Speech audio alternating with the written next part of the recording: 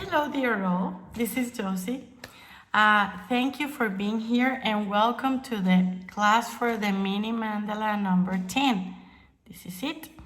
This class is going to be very special because we're going to be focusing on how to get inspiration from nature to build up a whole and full color palette, and then how to organize the colors to create a beautiful mandala. I hope you do enjoy this class. I have promised that this class was going to be a little bit more about geometry, but somehow I felt that I should be preparing something a little bit different, helping you how to pick colors, to choose colors to create a beautiful palette. So I hope this class is enlightening and it helps you out in future opportunities to create beautiful color palettes and to choose the colors for your mandalas. So it all started with this beautiful and different sunset in which you can see gray colors, blue colors, some shades of yellow and orangey tones, salmon. So what you do first is to take a picture to capture the essence of that moment that has impressed you or has made you love certain combinations of colors from nature. The second thing that I would recommend you to do is to observe, not to see, to observe deeply. Look at all the colors and try to memorize all you see, the contrasts, the light colors, the dark colors, the colors that are more intense. Try to capture that ideas in your mind. Now you go to your materials, yarn, colors, whatever you want to work with, and then pick some colors. In this case, I am going to pick acrylic painting.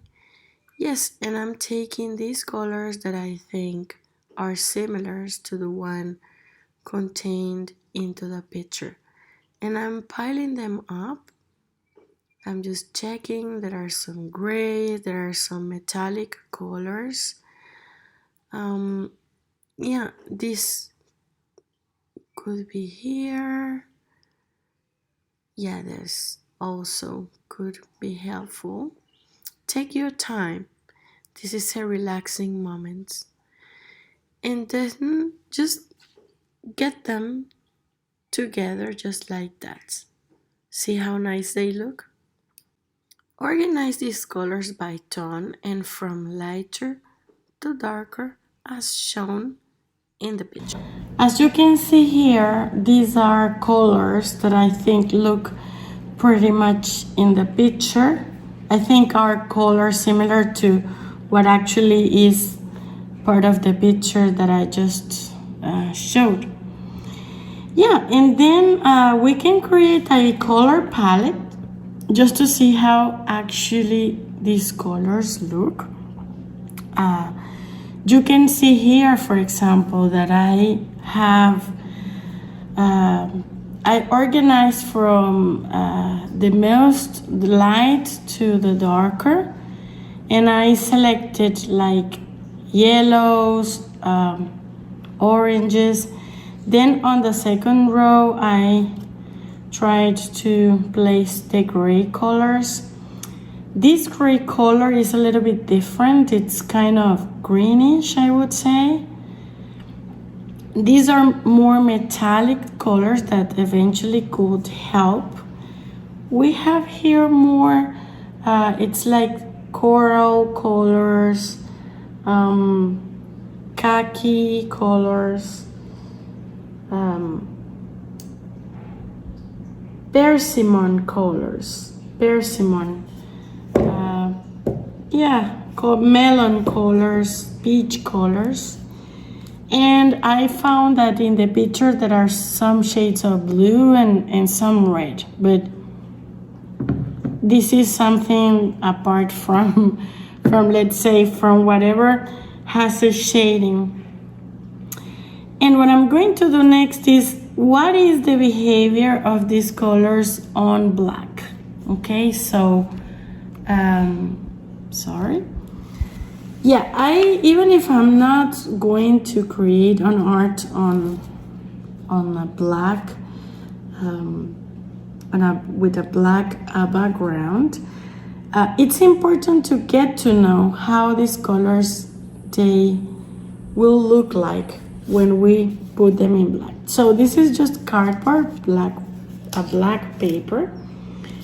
And what we do is that we pick some of the paint with just a brush, and we apply some. You will see why. It can be like this or a dot. And I'm going to be doing this with all the colors. And why so? Because I want to know how they really do behave. Sometimes we have a color that looks like something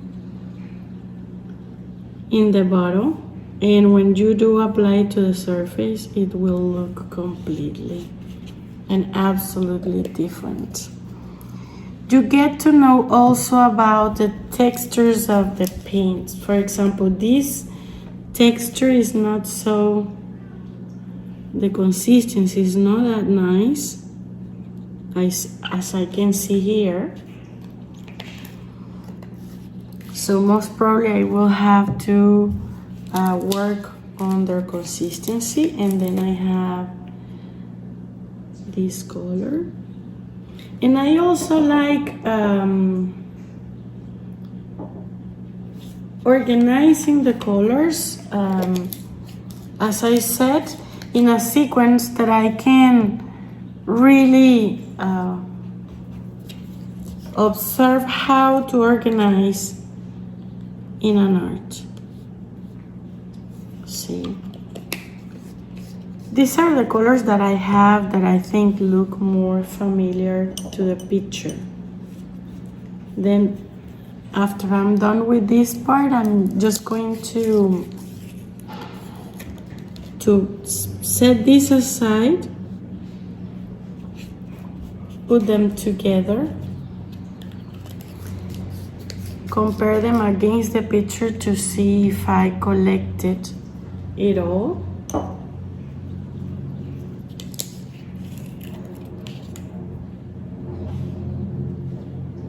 See, sometimes these colors, look, it's how important it is to, because they look very, I think they look much more different, or they look pretty similar. And sorry, when you set them together against black color, you will be able to see. So this is a sort of gray that I think it's maybe closer to this color. And I think it's important to do this scale of colors. I am not getting here into color theory. I'm just getting inspired by colors of nature, by the principle that nature has the most perfect color combinations. Yes. And this paint looks pretty similar to this one, but I still want to check. See, these two look alike, pretty much alike. So I can maybe decide work on one on another depending on the paint consistency maybe. Let's think about this one. Let's see.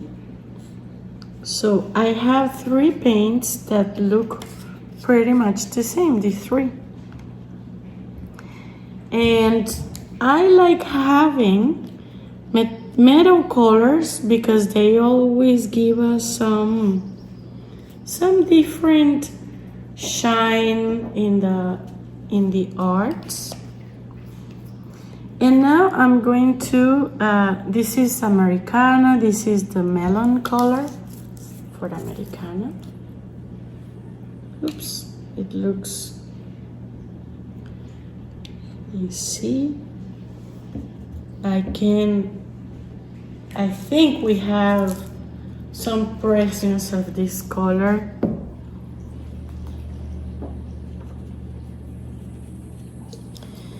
In the picture, it looks pretty much like that. Now I have a color that is salmon. Yeah, these are colors that are more salmon, melon.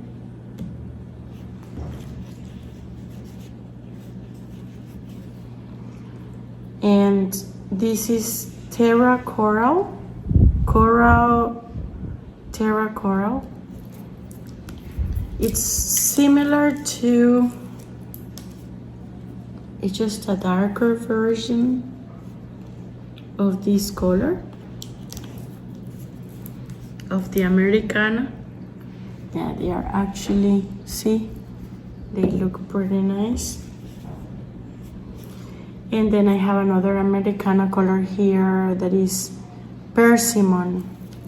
It's more browny, I would say.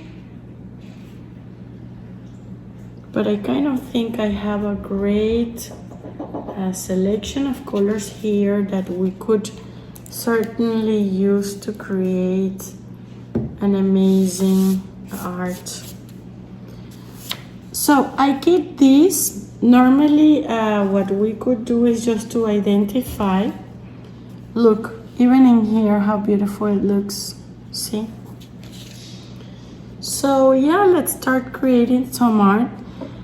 Normally what I would do, I would write here the brand of the color and the number so I don't forget. And I had forgotten about red. I think I saw some primary red that could be interesting to create some sort of I would say, yeah, like some sort of don't know how to say, some sort of effect, visual effect, I would say. And then I have this blue that I think it's a little bit similar. It's different.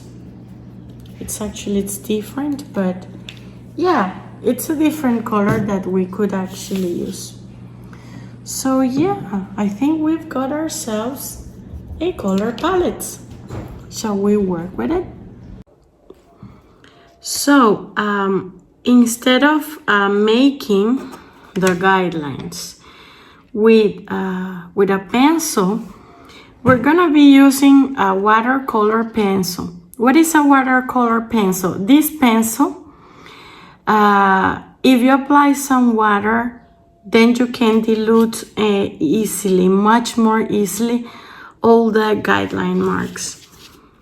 Yeah, so we are already experienced, I believe, in finding the center. I'm just gonna eyeball it. I think it's a little bit more too. See, you can, it can be taken out much more easily. Let me see, because I think this is not a straight line. Yeah, you can give it a try, give it a shot. See, now I think they're even. And I'm just going to set my mid mark here at 2.5 centimeters as usual. And I'm going to make the other line. If this is the first video you're watching, I ask you to go back to the other videos because I have other methods to find in the center. So today we're gonna, I promised that this mandala, mini mandala, was going to be about a torus, geometric, but I feel that it has to be different, that I have to deep dive a little into more dotting this time. And to start, well, let's think about colors. Okay, we have some colors here that suggest some shading. See? We can have some shading on these colors. Or we could have some shading using these colors. Again, you can, what I want is to involve you on this occasion in the color making decision or the color decision making. And we can actually build out kind of two systems, kind of two groups of shading, the more yellow ones, and we can create another for this. Yeah, we can always work on that and maybe use the gray colors and the blue colors we have to round the circles, to surround the dots. Or we can have big dots of gray surrounded by these colors. We can always adapt. It's up to us. I like for the center, to be very honest with you, I always kind of like some shading. So maybe I feel I'm up for creating a color scale with these colors first. Yeah, so we could start maybe with this color that I think it's the lighter. It's a salmon color. I'm going to apply some here. I'm not using a palette this time. And I'm gonna be using for the center dots the back side of a big brush. Okay, this paint is a little bit liquid. So if I use it for the center dots, for the first row of dots, I just have to be careful that they are not, most probably if I put together, quite together with a paint that is way too liquid, the dots can get together, can mix up. So I'm going to go here for, I'm using a toothpick. I'm gonna go for the north, south, east, west methodology to ensure that I have pair numbers as we've worked on in other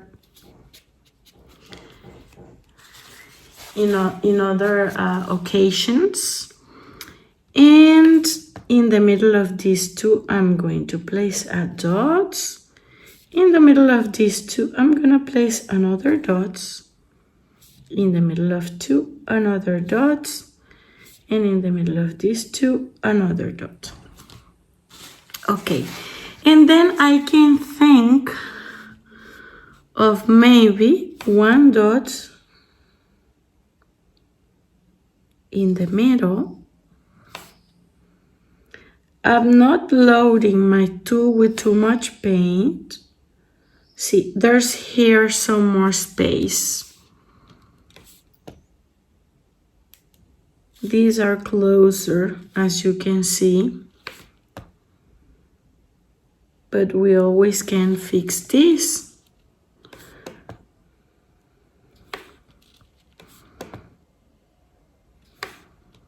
Yeah.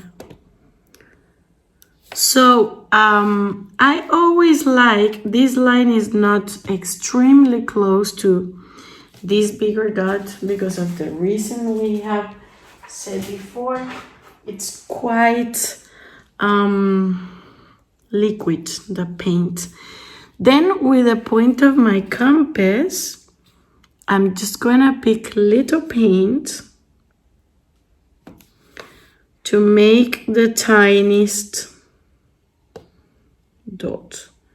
Since this is not very close to the center line, we can always put these tiny dots. See, it is really, really tiny. And I am loading my tool with little paint. And of course we have to be observing, not to pressing too much against surface. And of course there's gonna be a challenge here with these two dots that are way too close, but I still managed to set this tiny dot there. Then I'm gonna go with a next color that is actually the Americana Paint Melon.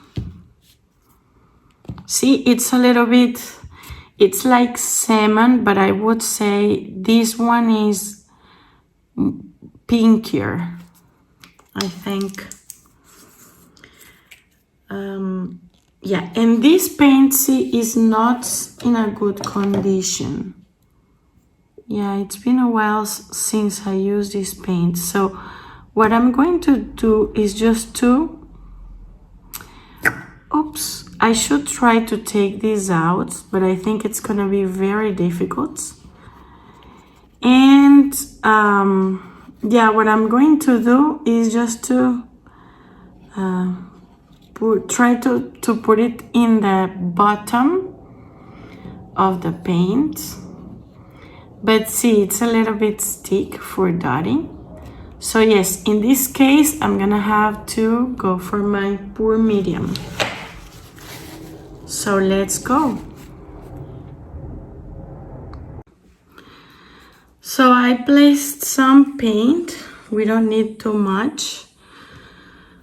And I made a huge mistake. Lots of paint came out. So yeah, I'm just trying to control here.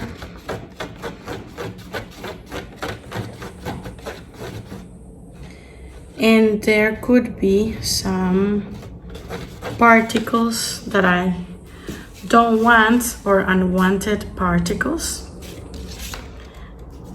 Yeah, so now, again, I'm just going to use the toothpick, but I'm going to pick more paint so I can make 2 dots with 1 load of paint, just with a toothpick. They can be as close as I want, depending on the pressure that I apply. In this case, you can see that they will be slightly closer than in this case, because as I said, this distance, maybe I put this dot a little bit more to the right. I should have set it a little bit more to the left, but this can happen, of course.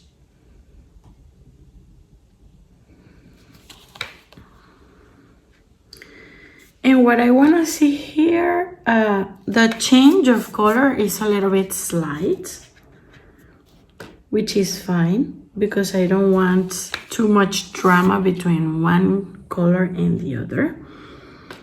But eventually we will find ourselves in a position in which we will have to face this change of color when we move from here to the other colors.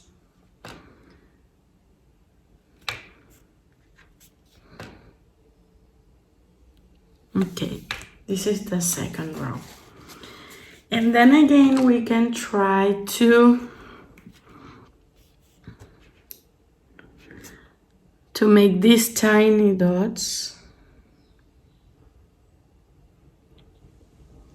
And don't kill me for being so, you know, trying to make you do these crazy things here. But you can always have these tiny. Remember, you don't need to load your tool with too much paint. This is the first thing. And the second one requires more control of your hand, which can be a little bit more challenging, but not impossible. Okay.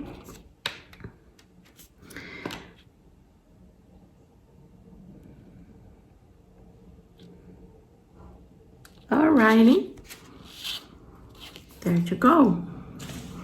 So let's go for the third row. Something that I do, I can't find the bottle. I pick up my paint,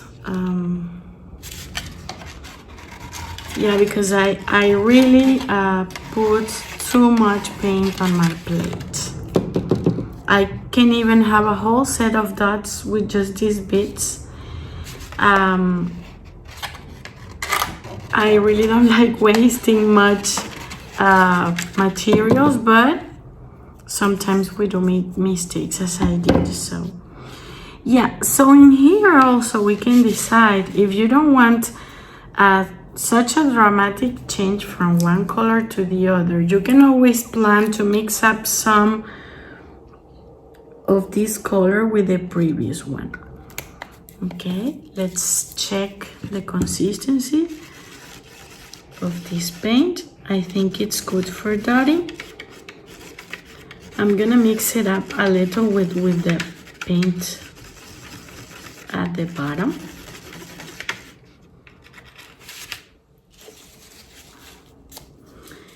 And I'm going to use the same tool. I'm gonna try to pick as much paint. Now you can see you can tell there's a wider space because the center expands, or the circle expands. So let's go for this third. And I was about to suggest to go for a fourth, just to have this beautiful, but I think we can do something different, a little bit different. Let's check out. Okay.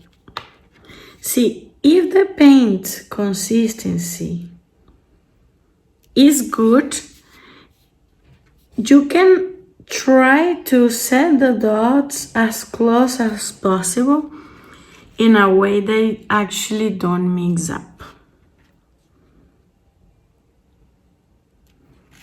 Okay. We can always try this. And as you know, when you are beginning to dot, it's okay if your dots are more separate. As you get knowledgeable about the control of your paint and you get more familiar and more, you get more practice with your motor skills from your hand, then you will see that actually your dots are gonna get very close, but they are not going to mix up. And again, I plan on doing these tiny dots. Since we have a little bit more space, we can pick loads with slightly more paint and just set them in dot here.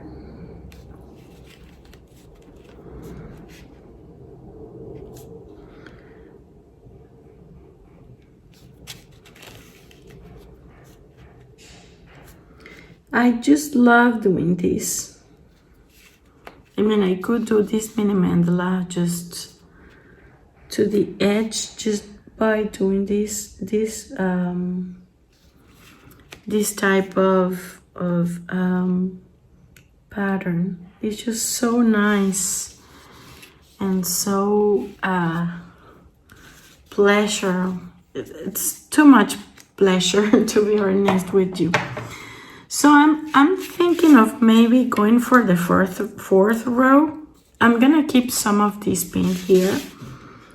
And this color is a little bit closer. The name is Persimmon Khaki. Okay. And I still think I can use this. The consistency of this paint is just great. I can pick more of this paint. Yeah, I think 4 rows are great to get a notion of the color shading we're having here. You can always try mixing up a little bit of the previous color with the new color. Blending, doing this blend.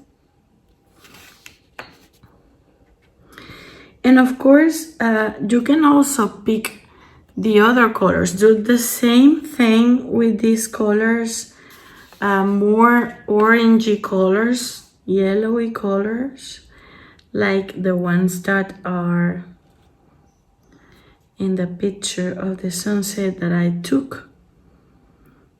This sunset is here from Costa Rica, and you can see it's really different. I mean, we have different color sunset. So now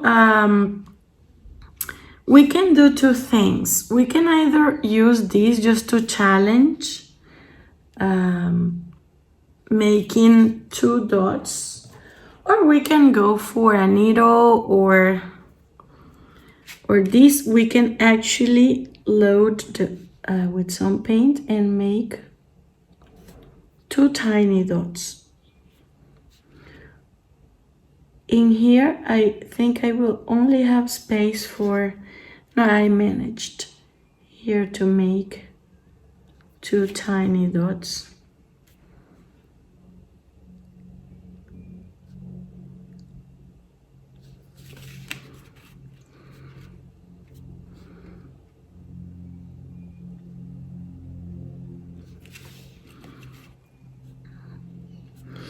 And here it is where we have to start thinking, maybe considering on making. We have to use gray, or we could have those aluminum colors. My feeling now, sorry, barking dots. I'm trying to feel, I think it's important. I mean, if you want to repeat the exercise with same colors, it's good. But you might try to feel inside you about what colors we could be using next. And you can always change the order. You can go from the darker to the lighter. From this exercise, you can do many other combinations. So I was kind of thinking, maybe, yeah, like, I'm sort of fun for, we can make a mix of grays. We have these 2 and we have these 2. So I was maybe thinking that I could get another wood stick, the one that is a little bit bigger, and maybe I can pick this. It's like darker gray color straight from here, and I could make a bigger dot here and here, since we have, let's say, pair numbers.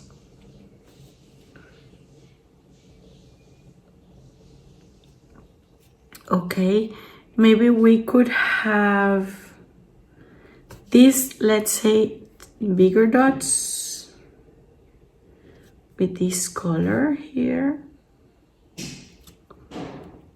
with gray color. But I would like, again, I'm following here like my instincts. I'm not sure if this is at this point going to be super beautiful as I expect here in my head. This is like a tourmaline color, but to me it's a kind of gray that is not green, is not gray. Maybe we can have these bigger dots to create this, I don't know, sort of contrast. And we can make these circles as close to the tiny ones as we desire. Okay, we can make it smaller or we can make it a little bit bigger. And you can see the paint, it's getting like a peak like this. We're going to solve that in a minute. The point here is to try to make these circles as similar as possible.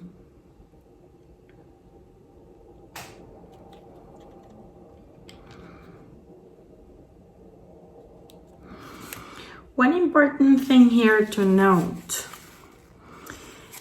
you might not be very fond of these colors, and it's okay. But what I'm more than using these colors, I'm showing you how to build up a palette color from something you like. You can repeat this with other colors. You can go to the garden and pick flowers. I mean, this is not meant for you to repeat exactly these colors if you don't like them, okay?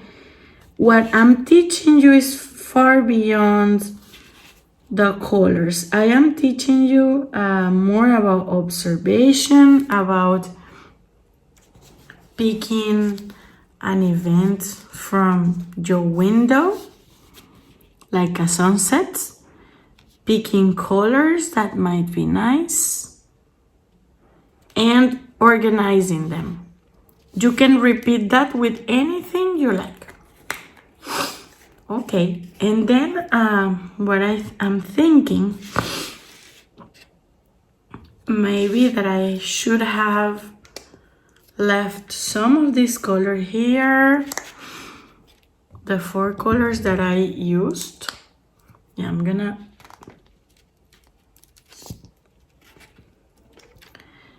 this is not good.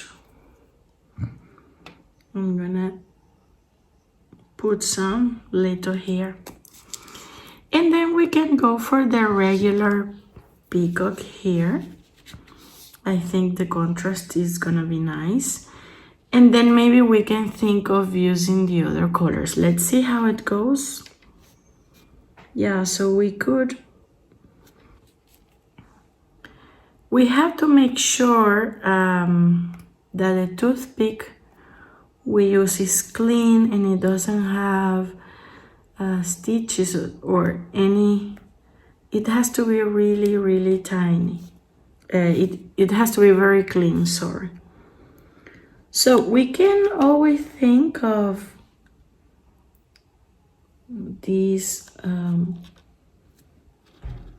we can make same size dots for the first line is one of the things that we could do.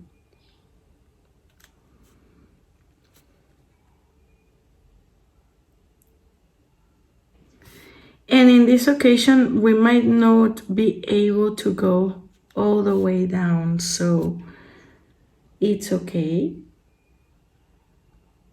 We can make even tinier dots by using the point of the compass, but not the intention at the moment. So yes, we're going to be just surrounding these, let's say, most important, the bigger dots,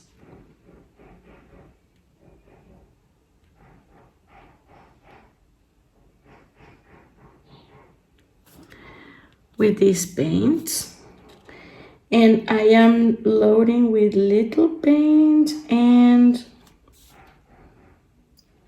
just applying, just, controlling my hand not to press too much.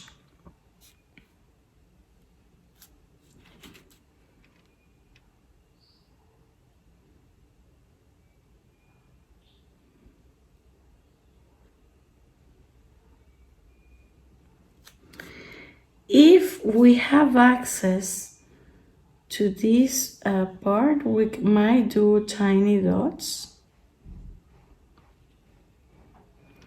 Okay, to fill up the space. But if we don't, it's okay.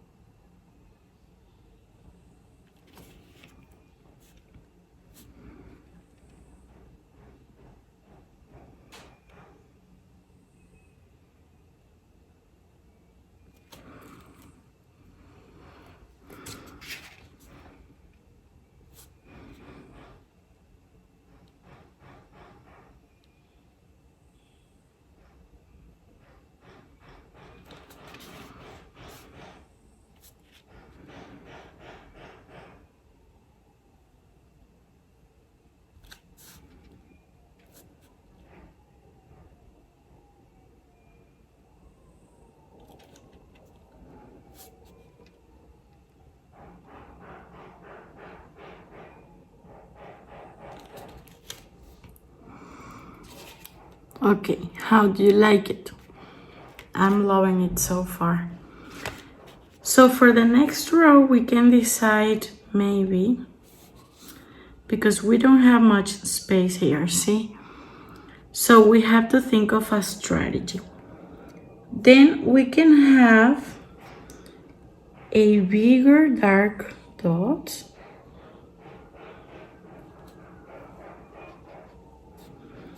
on top, and then we can imagine this crossing by the center and making this big dot here on top.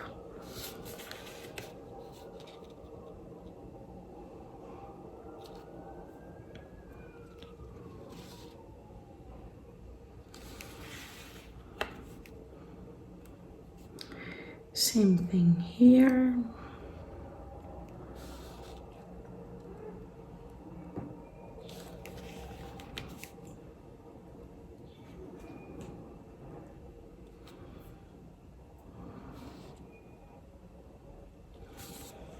Okay, then we can have maybe on each side of the circle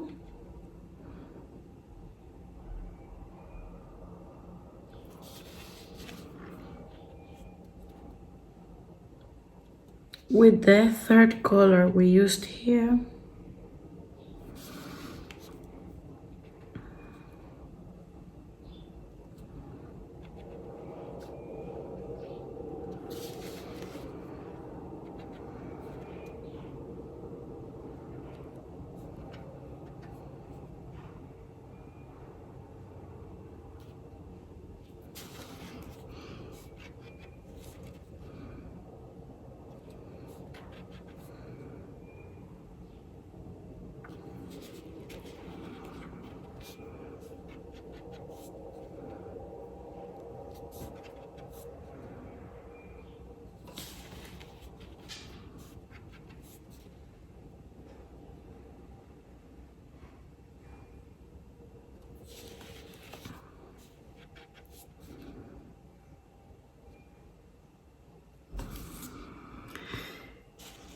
And then we can always go down here with the salmon color, or maybe we can have, let's make first to make an evaluation here of symmetry before we do anything else.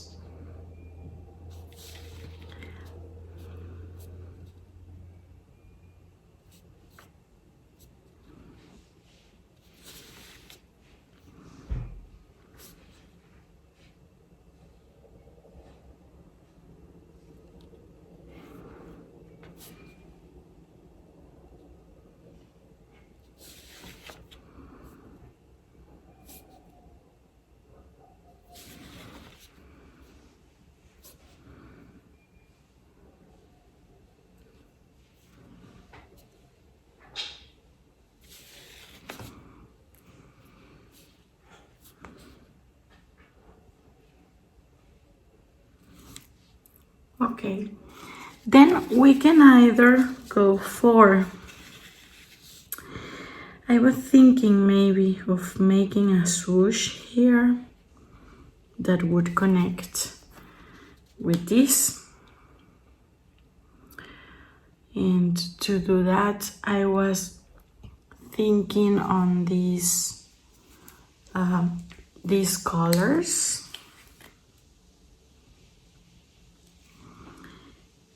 Yeah, this paint is a little bit, it's not thick, but it's, for the swoosh, I think it's not very nice. So I'm using in this occasion the Josonja Flow Medium.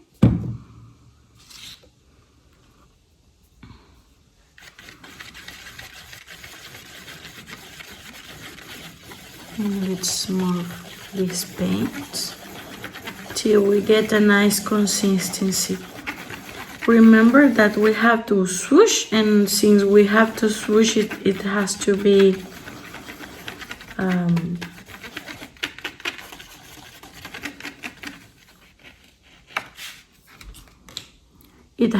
easy to move. So yeah, so I'm gonna pick this, let me see, this toothpick. It's 0.2, it has 0.2 millimeters of diameter. And then I'm gonna think of a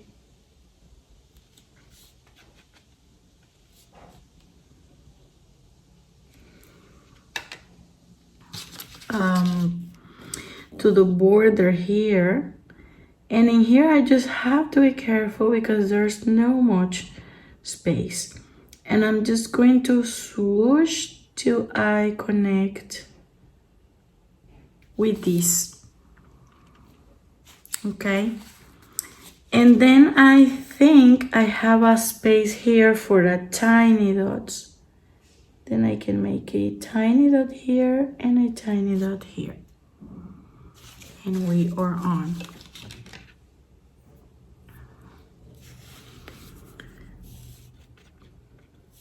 Yeah, I wouldn't have expected, to be very honest with you, I've never used this color combination. Never in my life. That's why I was thinking that it was nice maybe to use these colors from sunset to do something different.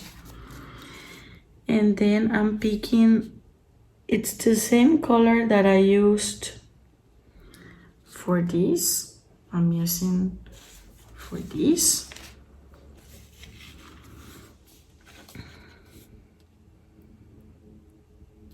Yeah, and I am letting paint fall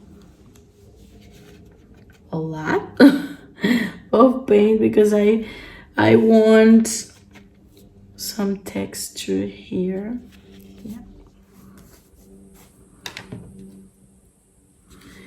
And this swoosh is a little bit fat here at the top part.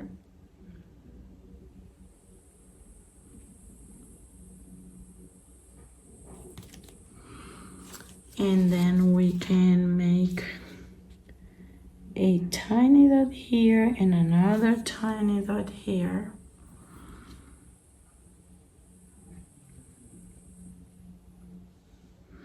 And see, the distance here was not very accurate this time. So in this case, I can go and have maybe 2 more dots.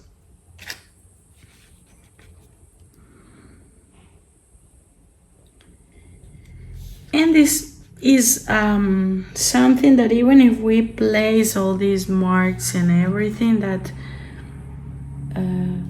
can always happen. You can, I mean, if you are super perfectionist, you might erase everything and start from scratch till you get it right.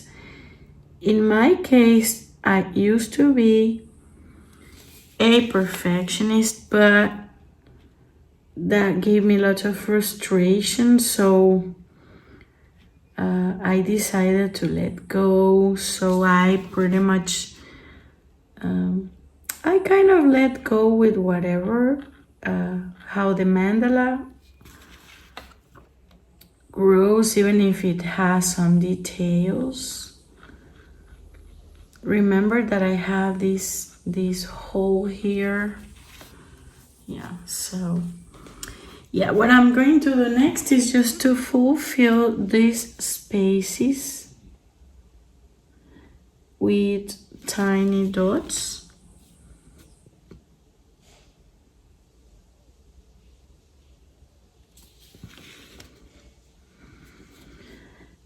You can always also leave it without making these tiny dots. That's absolutely not necessary if you don't want to. If you like the black space there, I just wanted to create this different effect. Okay, so what can we do next here?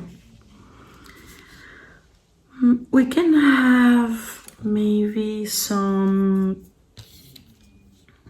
swooshes here that are smaller, because obviously we are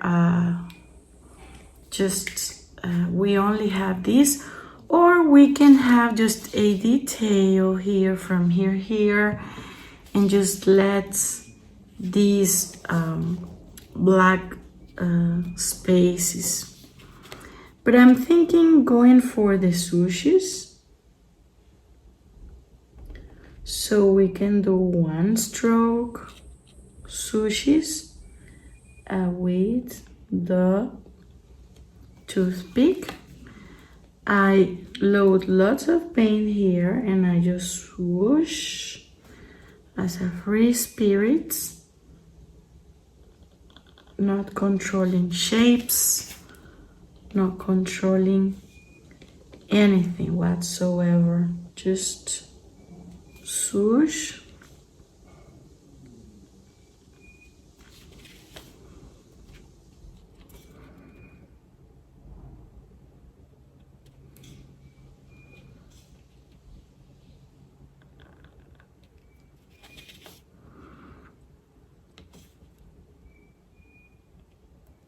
Oops, I think I picked lots of paint here compared to the previous ones. I might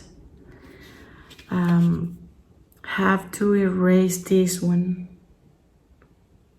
because the idea is just to be free here, but still to keep consistency. Yeah, I think I have to clean my tool now.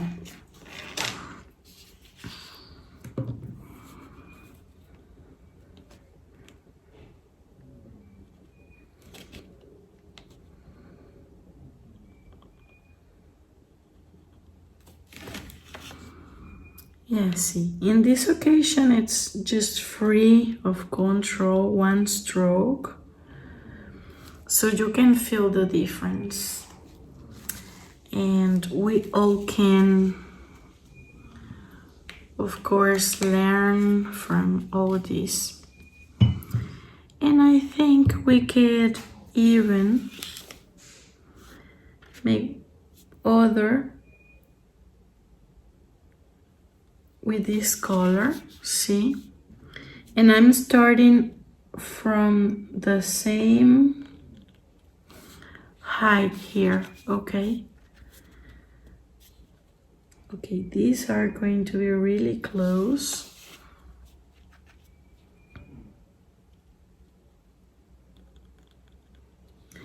I'm holding this with my nail, which is not easy, for example, if you don't have, yeah, because see, it can move.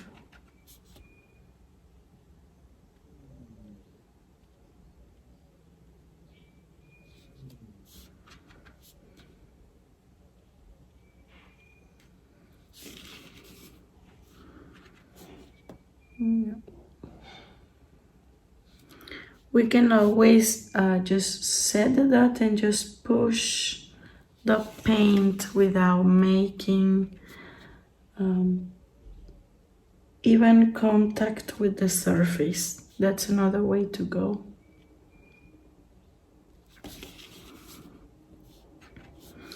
This one is kind of free spirit at this point. I'm not looking for perfection. I'm looking here more for fun and for you to try different things and see which one is better for you. Alrighty, I think now we could maybe have on top of this, we can have some of this color. Yeah, instead I was planning on putting this one, but I think it looks better with this color. And in the end, I think we pretty much covered all the lines with the watercolor, but you can try erasing your watermarks in another any guidelines done with a watermark color. You will see that it's easier to get out than when we do the guidelines with a pencil. So yes, this is it. This is our mini mandala number 10. I hope you like it, enjoy it, and I hope this class has been helpful to have an idea on how to get color inspiration from nature, how to pick the colors from your paints. And I want to encourage you, we didn't use all the colors, of course we didn't use these colors, but we could have, we didn't use red, but what matters here is that to keep these as ideas, future ideas for other arts that you might enjoy creating with the same inspiration. So I hope you have enjoyed this class and see you for the next mini mandala.